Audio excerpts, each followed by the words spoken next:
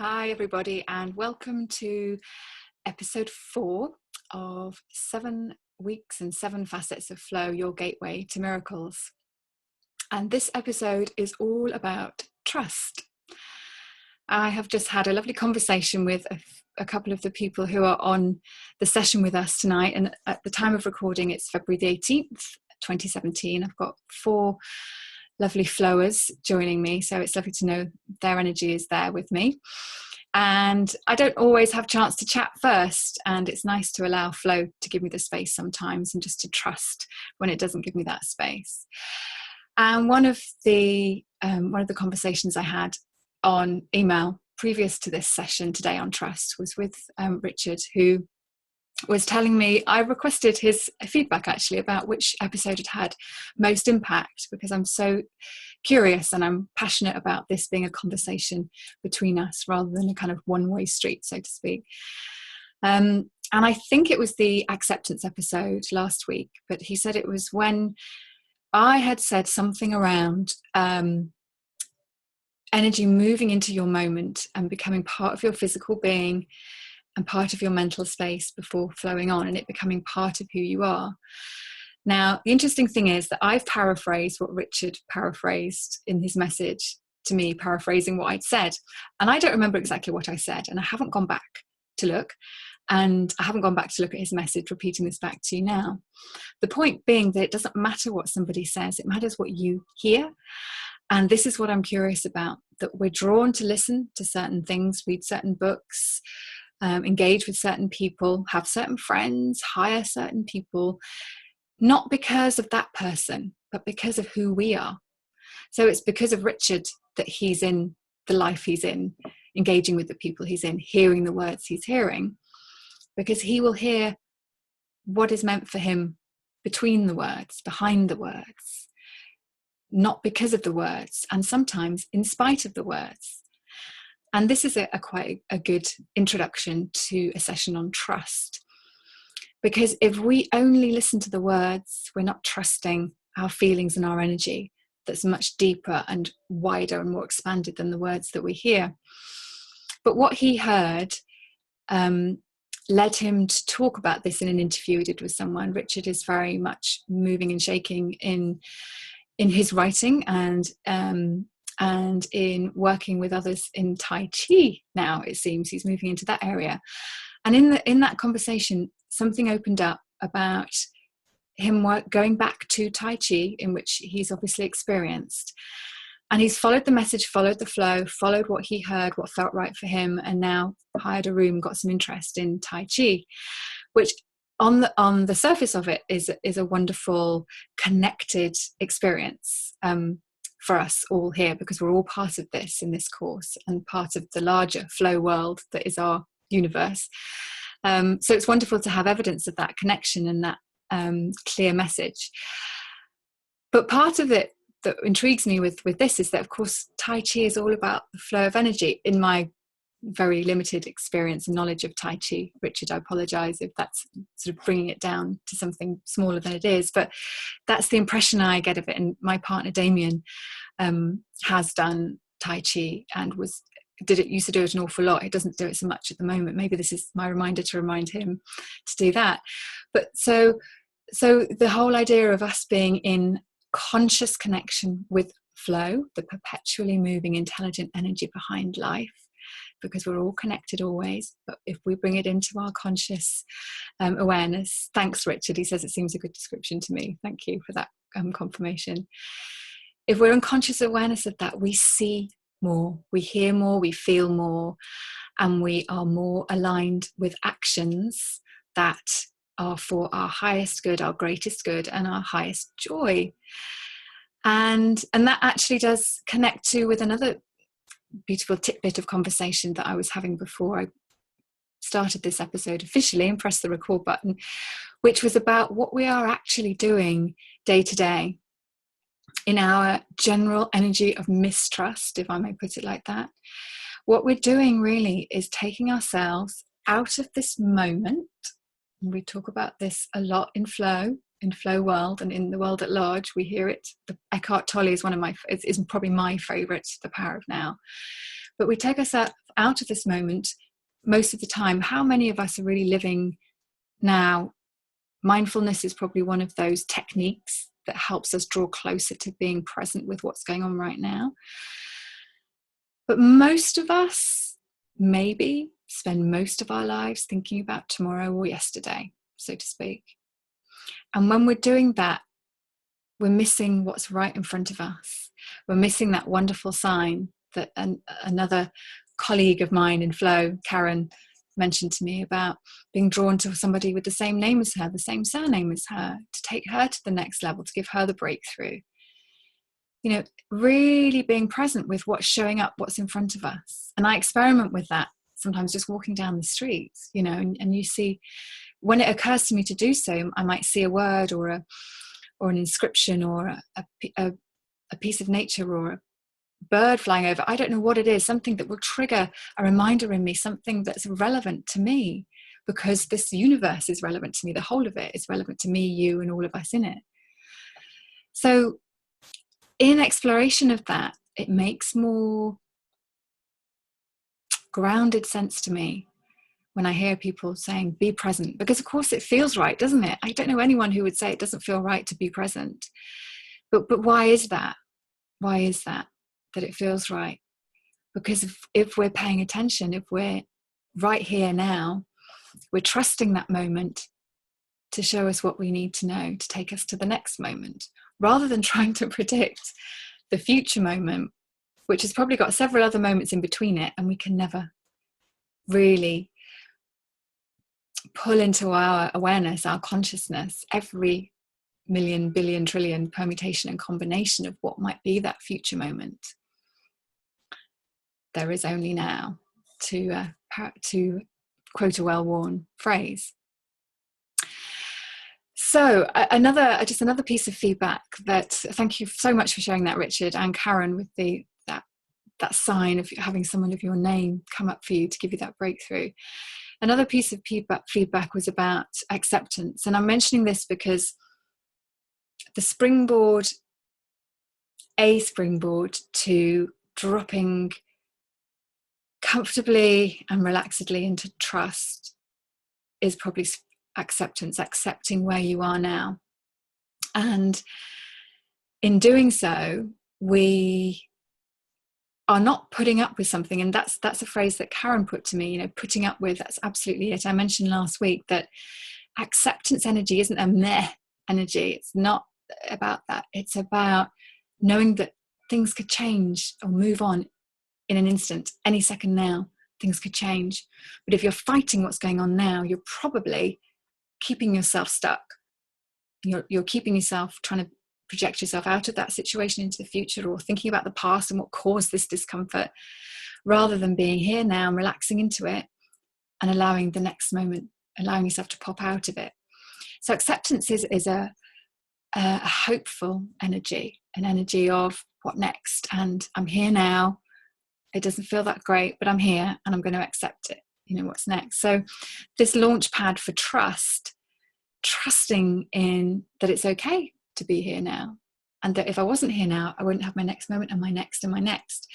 And how many of us have got examples in our lives of looking back, I don't know, maybe even 10 years, 20 years, last year, and thinking, wow, I would never ever have dreamt that I'd be here right now with the people I'm here with right now, doing what I'm doing right now 10 years ago, 5 years ago, whatever your time scale. And then you start to realize that everything that's happened in between now and then led you to this point anyway. And if this point you're in right now is the discomfort, you know, remembering that it's leading you outwards and round, because we go out before we go round, leading us round in our cycle, and that nothing stays still. Then perhaps acceptance and trusting that we're going to see what's next. We're going to see it when it's shown to us and not a moment before. And how many of us have experienced that impatience of wanting to push things on and force things to move, and the disquiet and the discomfort that comes from that lack of acceptance, but trusting that it's okay to be in that mode. So the other piece of feedback was around purpose, and Something that also helped me when it kind of dropped in for me, only in the last couple of years, actually, since the flow coach was born as an energy. And that's, as I mentioned in episode 2, being unclear. We seem to be surrounded by proponents of the purpose we have in life. Find your purpose. All good, juicy stuff and all interesting and meant well. But there can be a real pressure inherent in tracking down that one soulmate, tracking down that purpose that's for us and meant for us. And the dis-ease that comes in if we feel we're not finding it, or we feel we're not there yet. But just realizing that we are here on this earth, in this universe, to be purposeful. We are intelligent human beings with the gift of thought that allows us that purposeful feeling. Every thought comes with a corresponding feeling. And that purpose that we might be seeking is here right now in every moment, being purposeful. And the bigger feeling of purpose, which is where that word comes from, we're back to language and its limitations again. But that bigger feeling of purpose can also come and go. You know, we can have several purposes in our lives if flow so takes us around that cycle. So taking the pressure off and allowing ourselves to be purposeful as and when it occurs to be, and not judging what being purposeful looks like. As I think I said, I can be just as purposeful making dinner for my kids and walking through the park with my dog as I was today, as I can be delivering a course I'm really passionate about, or being in my big ideas, which is my replacement for goals now, but I've spoken about those before. So trusting that we're here now and all is well. We accept. We know that we might not be clear about why we're here. We know that there's a big unknown in our universe that we're not potentially meant to know, because if we did, we would have to be the universe, and we're not. We are one part of it. The universe is in us, but to know every element of the movement would be to not experience life, because it would all be mapped out and we'd know it. So trusting that it's okay not to know, trusting that when we're unclear, we're going to still move through life and still allow flow to move through us, and that we can accept what's going on right now to take us into the next moment. But how do we trust when we really seem to live right now in an environment that is so often wading through the treacle of mistrust? And I feel a little bit of sadness when I speak like that, because I know the universe is a beautiful, expanded, infinitely wide and generous space where there are countless possibilities. Yet, for some reason, the way that we seem to have collectively grounded ourselves on this earth is in this energy of fear and mistrust, and not allowing life to flow through us, or not allowing ourselves to listen to the life that is flowing through us. Those are two very different things. We can never stop life flowing through us, but we can stop ourselves from listening to that life that's flowing through us. So how does it show up? How does it show up in our surroundings, in the structure, I guess, of the world around us? Well, it shows up in not trusting our bodies. Now, this is a sensitive topic around vaccinations, and I posted something up on my Facebook just yesterday because the movie Vaxxed was available on Amazon for 99p, and I was curious to hear what was being said. I've followed the vaccination debate since I've had children, of course, not before, because we tend to honour our children's bodies more than we do ourselves, interestingly. And it opened up the whole debate about vaccinations again, which wasn't my intention, but I accept that, and I'm really interested in other people's opinions and honour and respect them, and hope that they would do the same. There was a little bit of heated discussion. But one of the elements of the vaccination debate that I'm curious about is how far down the line we've gone now in not trusting our own bodies to heal ourselves. Because isn't illness really, the symptoms of illness are really just the healing manifesting itself in our bodies? And a lot of the medicines, drugs on the market these days, and Calpol, I'll mention because it just comes first to mind with children, is about suppressing the symptoms. Yes, it comes from a good place because we want our children to feel better. But if we suppress the symptoms of illness, we're suppressing the healing. So I'm curious about this, and I'm very careful in my own mind not to make judgments here because it's not my place to. I'm not the expert. So it is a curiosity. But I'm really passionate for us to look into why we're not trusting our bodies and why it's got so far down the line and to mistrust. And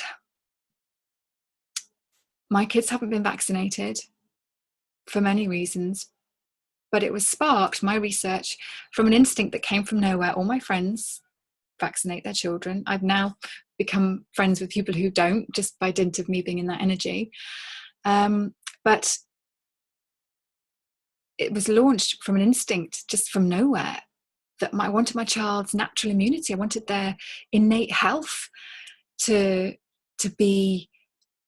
win out, and it just felt wrong to have something put in your body that created the immunity that your own body is designed to do. It's the natural design. So one area very much of mistrust in our society strikes me as being our bodies. Our bodies, we are moving further and further away from our bodies and more to our intellectually driven, man-made solutions for what our bodies always used to do for us. Gosh, it's such a big topic, huge topic, but I think probably just putting it out there and maybe expanding upon it would be a good place to start. And Alison is asking me, can Abby talk to you sometime? And yeah, absolutely. So passionate to hear from a young person's point of view here. Very passionate about that. So our health, our well-being. Now, I'm sort of separating physical health from mental and emotional well-being here, just for the purposes of this discussion. And this brings me back to the 3 principles understanding of our innate mental well-being here. So anyone who's listening to this who hasn't come across the 3 principles, I will keep it brief because it's a whole understanding that we could discuss for a very long time. But very briefly, the 3 principles are mind, which is really my equivalent of flow. It's the infinite intelligence behind life. And I use the word flow because I like to have a word that reminds us of the perpetual motion. Consciousness is another of the 3 principles, and thought is the other. So really, in essence, thought, our power to think of our experience into being. And consciousness is the feeling that is the sort of screen that our thoughts are projected onto, and they create a feeling, so we have an experience of life. So really, it's so simple. So in a way, the discussion, that's it. It's just the foundation. It doesn't, you don't have to do anything. 3 principles isn't a technique. It's just an explanation of how we create our experience of life. And when we recognize that it's that simple and that's all that's happening to create our experience of life, and that flow is constantly moving through us, supporting us, being there for us as much as it is making the moon move, controlling the stars and the sun in our solar system, then perhaps our mental well-being will bob back up to the surface because we push it back down with our powerful power of thought. And this is the cosmic joke that I think I referred to maybe in episode 1, The Unknown, which is that we are infinite intelligence embodied, made into physicality, with the built-in power of thought to believe that we're not. The joke doesn't escape me when I remember to stop taking my thinking so seriously. You know, we can choose the thoughts we take seriously, or the feelings, because that's how it comes up in our consciousness. We can't be aware of 60,000 thoughts a day, but we are aware of our feelings, because we can't, you know, it comes, we don't have any control over that. But we can't control the thoughts that come to us. They are, that's, I guess, flow powered, isn't it? The thoughts that come into our mind. It's then what we're doing with them, how we're being around them, maybe, because there's less of a doing and more of a how we're being around them. Subtle difference in language. So perhaps we would be more able to trust this innate intelligence of life if we just understood that that's what we are, that's always there for us, but for our power of thinking that we're not. And we all drop in and out, potentially, of remembering that and of allowing our thinking to move on instead of anchoring in to that thought that doesn't feel good, which is what I probably did for 20 odd years when I was suffering from what is called depression, which I now realize was depressive thinking, because I believed it. And the depressive thought that I believed gave rise to another depressive thought. And it was just a vicious cycle, or a spiral downwards, if you like. So very gradually, as I started to hear, listen, pay attention to what Sydney Banks first saw in 1973 and coined the 3 principles, it helped me to spiral upwards. My consciousness started to rise.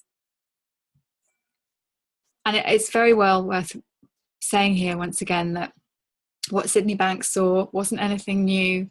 It was just his way of seeing a profound truth, which is why he calls it a principle, like the principle of gravity. No one's going to argue with that.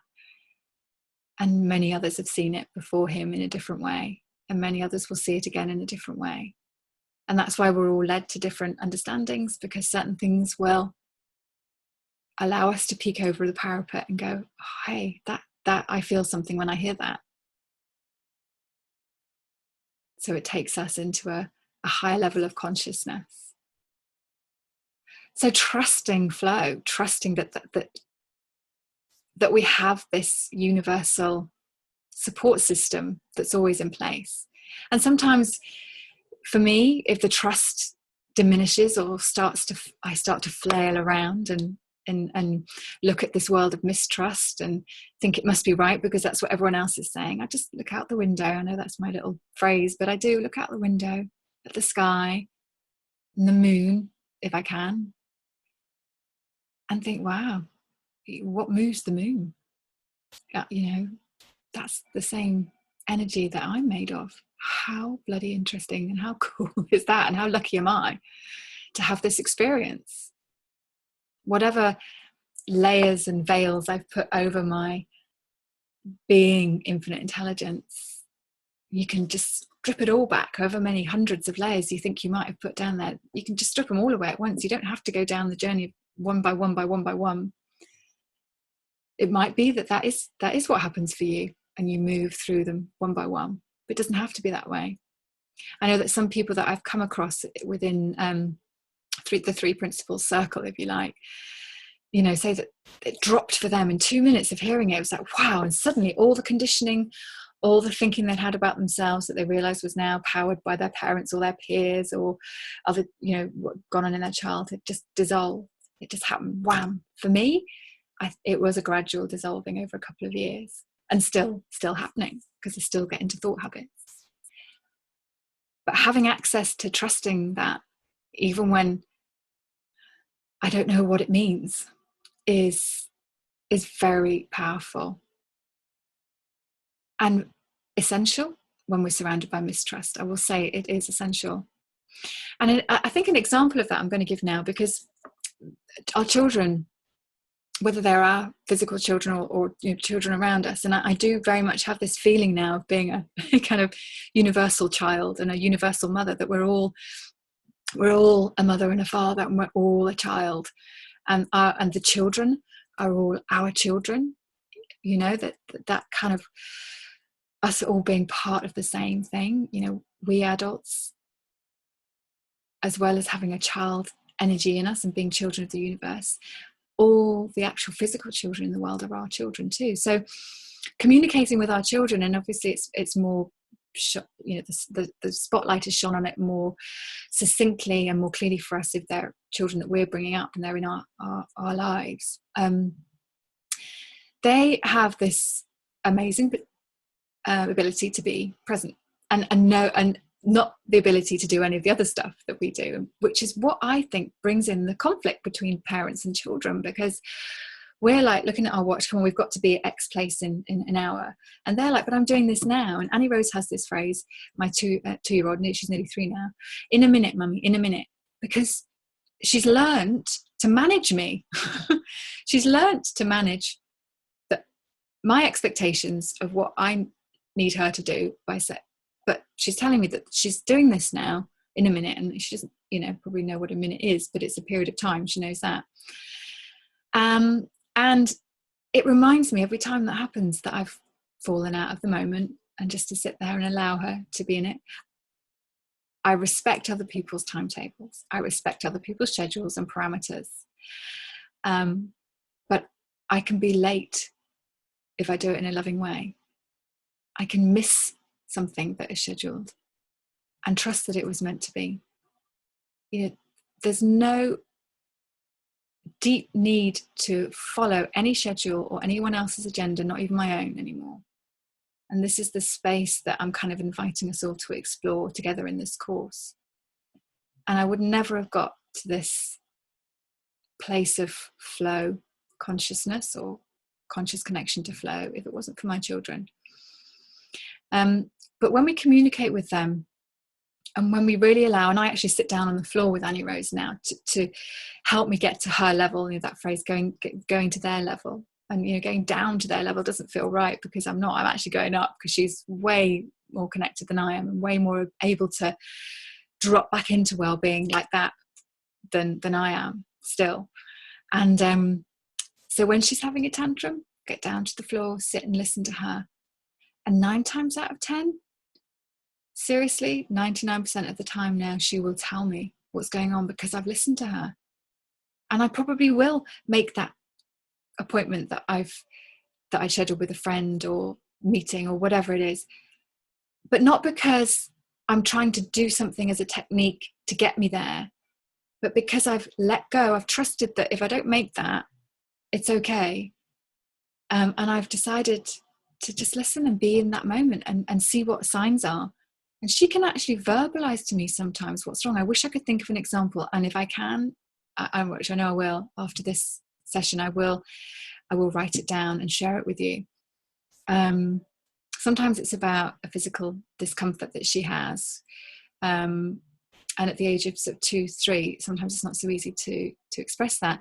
But sometimes it makes no sense to me. And I have learned really to go with whatever she's saying, even if it makes no sense to my adult intellect, to know that if it makes sense to her, to move with it into the next moment, see what she's come up with for us, takes us into the next moment, and bam, usually it's solved. She's okay. Or if she's not, we move with that too. So yeah, maybe I will be late or not late, or make that appointment or not make that appointment, but by then it doesn't matter anymore. And this is the irony, is that because it doesn't matter, I fulfill my obligations much more than I would do if they mattered and I got attached to them. So it reminds me of a story that Esther Hicks, I connect in with the Abraham Hicks message. I don't know if anyone else here does, fairly frequently. It's not a religion for me like it is for a lot of people, because the law of attraction, I'm interested in it, and it sounds juicy, and it feels like there might be something, really cosmic in that, but I don't get attached to it. But she told a story once about one of her clients in the audience. They do massive audiences now, don't they? They go on cruises with Hay House, and they have huge following. It's very interesting. And she channels a body of celestial beings called Abraham, if anyone hasn't come across Esther Hicks. Esther and Jerry's no longer with us, sadly.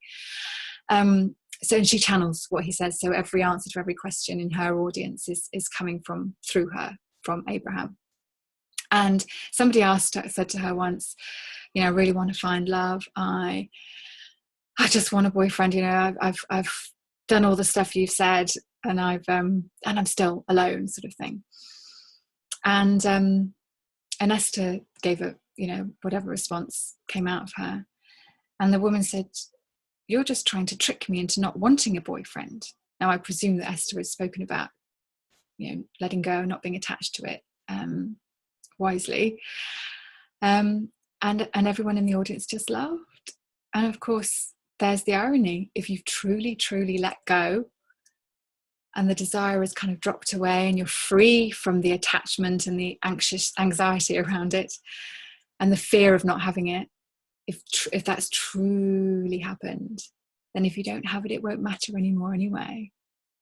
But the irony is that then there's that space to allow flow to move it in for you.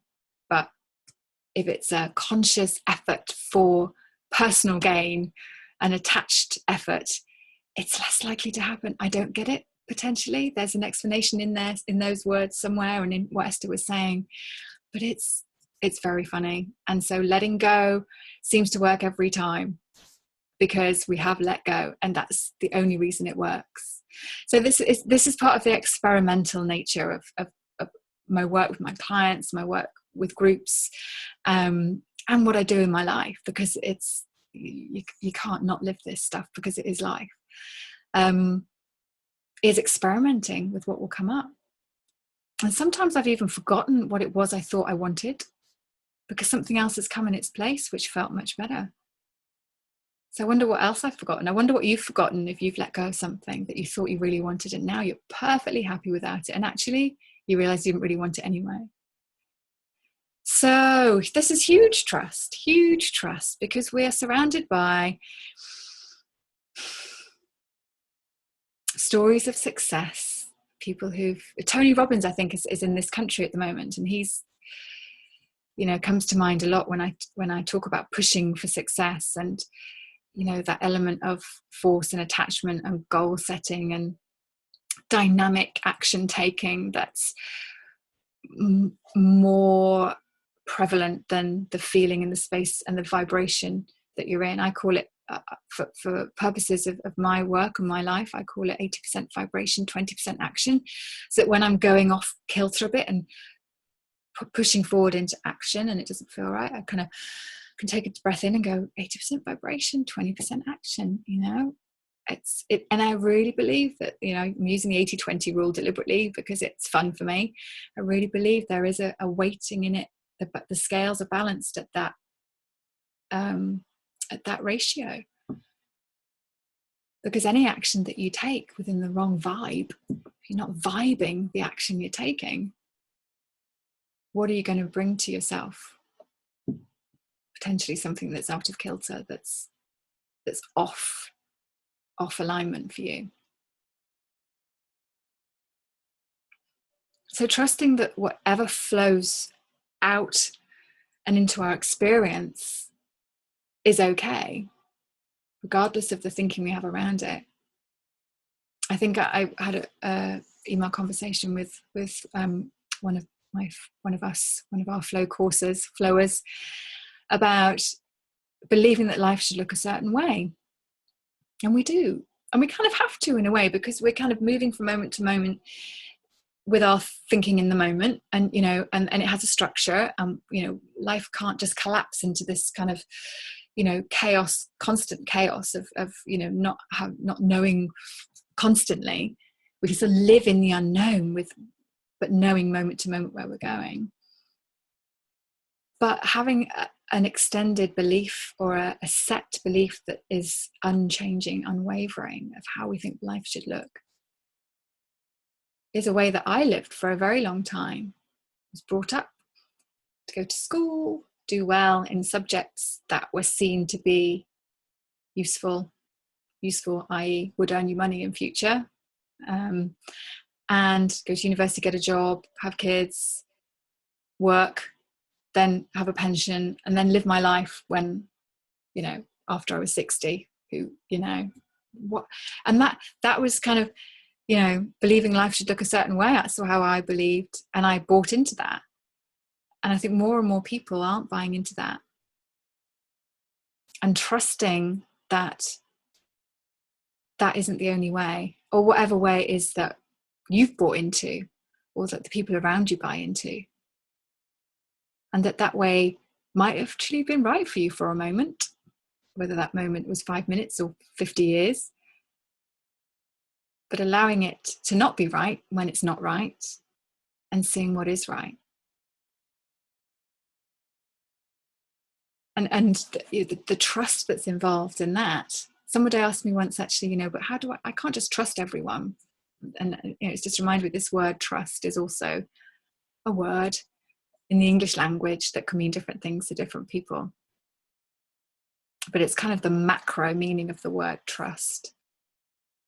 So flow, to use that example of trusting people, if we're allowing flow to move through us gracefully and hearing its message for us, there might well be someone in our lives that is untrustworthy, and we can lovingly move away from them, or whatever it is that's the right thing. So it's just like Karen said about, acceptance isn't about putting up with it in that, negative energy around it, and nor is trust about trusting everything and everyone and allowing yourself to be in situations that don't feel right, or with people that aren't for your highest good. It's a much deeper, universal meaning that we are in an energy of trust, allowing us to take trusting action, and allowing us to not take action too. Now, isn't that the biggest form of trust? To be in a space of not doing, when we're surrounded again with this world that doesn't trust that.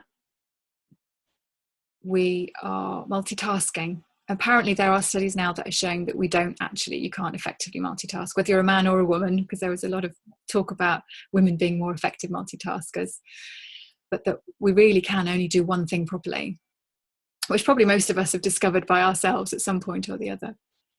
But this pressure, which is a pressure only via our thinking, it's not real, that those schools of thought, or those people, or that area of belief that we read or see that says you've got to be taking action, you've got to be doing, so much to do, you've only got one life, do.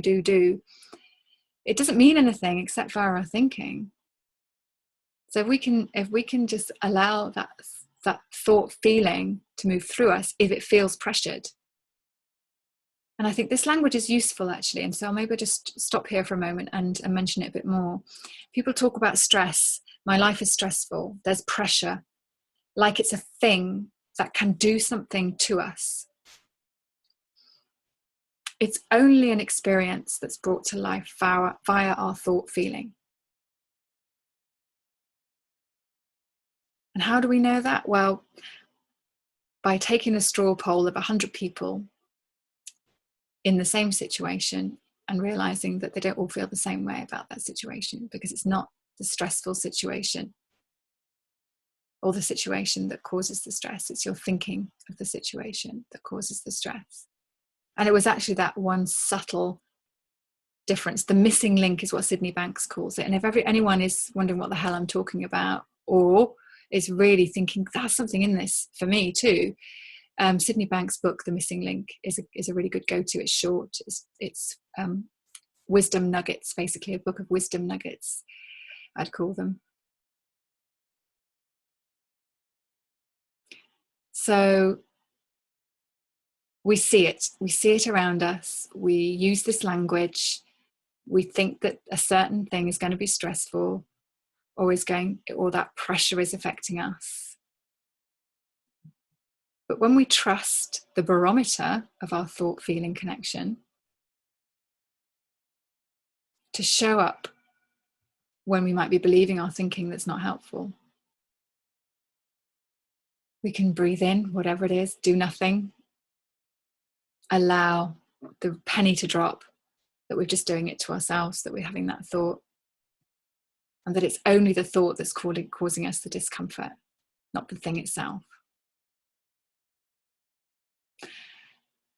So then, you see, that realization is a breathing in energy, an expanded energy, which speaks again to what Richard was saying about the moment coming through us and having the space in us. Because then if we allow that realization to drop, then flow, we're probably consciously connected to flow again.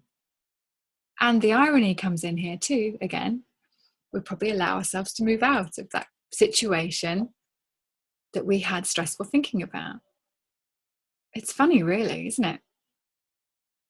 But if we're believing that it's that situation that's causing us stress, we're still in that space, whether the feeling is of it's not fair, anxiety, or I'm not good enough, or whatever that feeling is. That feeling came from a thought that means nothing. It's just the thought that popped into your head. And when you can dissolve that, there's the relief, there's the expansion, and you can move with the flow and align with it more joyfully. It might be a moment by moment thing, it might be a gradual thing, it might be a sudden movement into joy. I know you hear people who have that moment of the chaos around them, so quietening down and just feeling at peace. What, how can that happen if the chaos is causing them stress and suddenly they have a peaceful moment? Something has happened, their thinking has changed. Flow's in charge, not us. So anything and everything is possible. And trusting that anything and everything is possible allows anything and everything to be possible in our experience of life. So it is 5 to the hour, but I might just go on a little bit today because I stole 10 minutes from this episode to have a chat with some of the people on the course before we started. So I'll just mention a couple of other areas to open the conversation, maybe around what mistrust we might see. And that's my thinking, so let's really be true, authentic about this. I look out at the world and see the construct of mistrust. There might well be, there are 100 million different ways of looking at it, probably. So just to sort of be clear about that, I understand that it is my thought about it that is allowing me to express this. So what I see mistrust in also is in the way that we conduct our business. And I am really, really excited that soon I'm going to be launching Flow Biz. It's fun, it's playful, but I have taken some elements, or many elements, of the way that I see business, marketing, sales done now, and kind of transmuted the energy into something much more different that incorporates the 7 facets of flow. And part of that is the mistrust in business, the mistrust that comes out in not trusting that we can be provided for in life. Now, that is separate to the business that we're in. But if we are using our business vehicle, and I wish I could find another word for business, and I know I've said that before, if we're using our business vehicle to be who we are when we show up in the world, we will be provided for. It might not be through our business. And this, I think, is where a lot of people get hung up, or I see a lot of people getting hung up, that authenticity, allowing the conscious connection to flow, brings alignment and joy into every area of your life, and there is no separation. But we separate out business, and we put a great big label on that as that being where our well-being comes from. That is where all our good is going to come, because that's conventionally where the money comes in, and we think that our good comes from the money instantly, and understandably, actually, because the received wisdom of the day. But if we can allow anything and trust that anything could come into our lives to allow us to be provided for,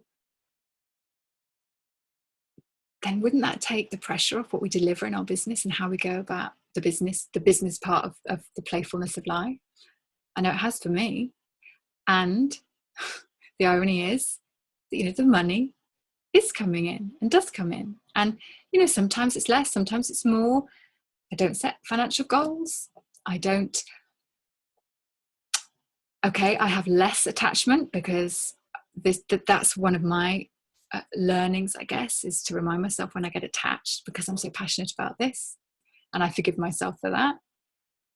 But I get far less attached, and I remind myself when I get attached to if people are going to hire me, or who's going to hire me, or when and how, and all that kind of stuff. You know, just flowing in the unknown, being unclear and being curious, and not taking anything personally. Because as I started this episode by saying, it's nothing to do with me anyway. It's everything to do with those other people in the world and what they need. They know what they need. I can show them and connect with them. And this is some of the different language that I use: connection rather than selling, sharing. You know, and if we talk about what it is we can share and what it is we want to offer and how we're going to show up for somebody, potential client, they can then decide whether they want to work with us or not, now or whenever. And it's so much more fun because it keeps you in the space of the unknown, where infinite possibilities. And I'm kind of don't want to go into detail or give away the whole everything, because it would A, it take too much time, and B, it's not what you've come here for. So I want to stay true to what you've come here for. But if you are interested in what FlowBiz looks like, I am putting together material, and I don't mean as in are you interested in joining FlowBiz. It's, you know, if you're just interested to see what we're doing here on FlowBiz, then just let me know and I can send it out. So, you know, this other area of mistrust in business, you know, competition, that, you know, we think we're competing with other people. And actually, you know, there are people who are listening to me right now who I know see through that and have seen beyond that into community and connection. But, you know, in the back of our minds is there still that element of, you know, if are they going to hire me or somebody else? Can we let go of that and know that it doesn't matter, because that other person knows what's them, knows who they connect with. And we're just here as vessels to deliver our message and to be in our truth and connect with the people who need us at the moment they need us, and vice versa, you know. So competition, selling and marketing, you know, the pressure, using that word again, and stress over thinking that we need to be good enough, thinking that we need a certain amount of clients or a certain amount of money, you know, or none of that's true. Can we just question everything now, please? That's my request, my plea, my pledge, my playful invitation, is let's question everything that we thought was true around everything, but especially around business and the purposeful way that we express ourselves. Note that I didn't say purpose, but purposeful, because again, I think that language is more helpful.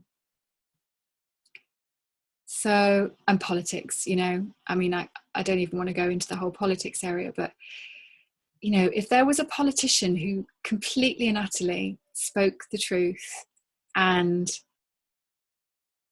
wasn't fearful of being in that space of authenticity, I wonder how many more people would connect with that person, regardless of what their truth was.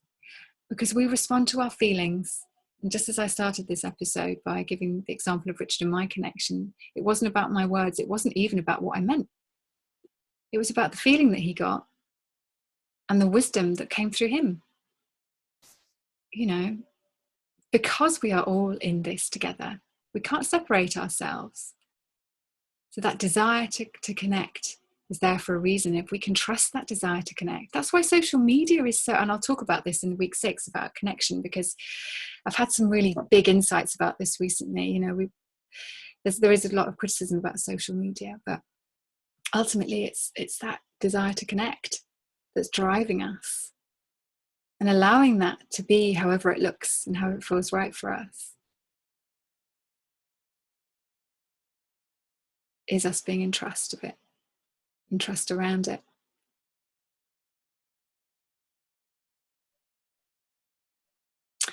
So it's funny, as I wind up here on episode 4, Trust, I haven't really spoken about anything that I thought I would.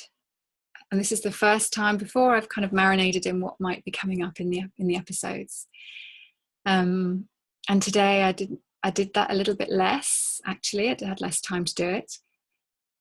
But what's come out has been other than what I thought would come out. And I'm glad about that, because that's embodying trust. I just trusted that what I say and what you hear is meant to be. And funnily enough, that the beautiful souls who are physically here as I'm recording this call have been a huge part of that, because we had our preliminary discussion, which I haven't properly done before. You know, and as it occurs to me now, that's honouring our connection, because we're all in this together.